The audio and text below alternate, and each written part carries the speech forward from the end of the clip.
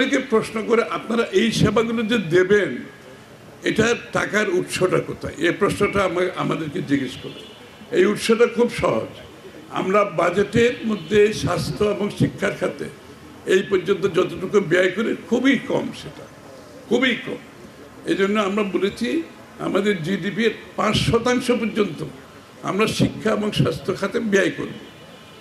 5% অনেক টাকা, up to 5% অনেক টাকা।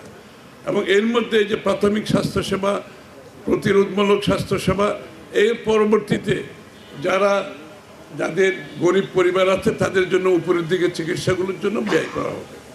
তো একটা কল্যাণমূলক রাষ্ট্রে আমরা একটা কথা পরিষ্কারভাবে বলেছি, স্লোগান হিসাবে আপনারা লক্ষ্য করবেন যে ডেমোক্রেটাইজেশন অফ দ্য ইকোনমি, অর্থনীতিকে গণতন্ত্রায়ন করা।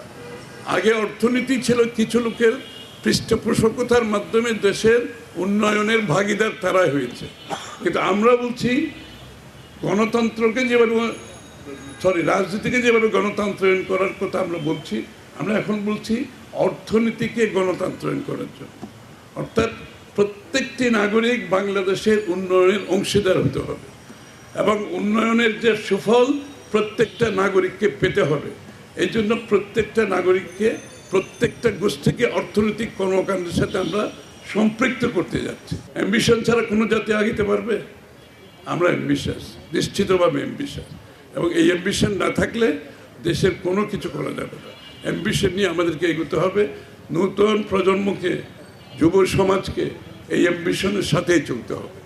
এবং এই চাকরি, শিক্ষিত যারা এখন চাকরির বাইরে আছে তাদের জন্য, যাদের স্কিল, যাদের দক্ষতা নাই তাদেরকে দক্ষতার মাধ্যমে তাদের জন্য চাকরি, এবং যাদের বিভিন্ন ট্রেনিংয়ের মাধ্যমে তাদের জন্য চাকরি।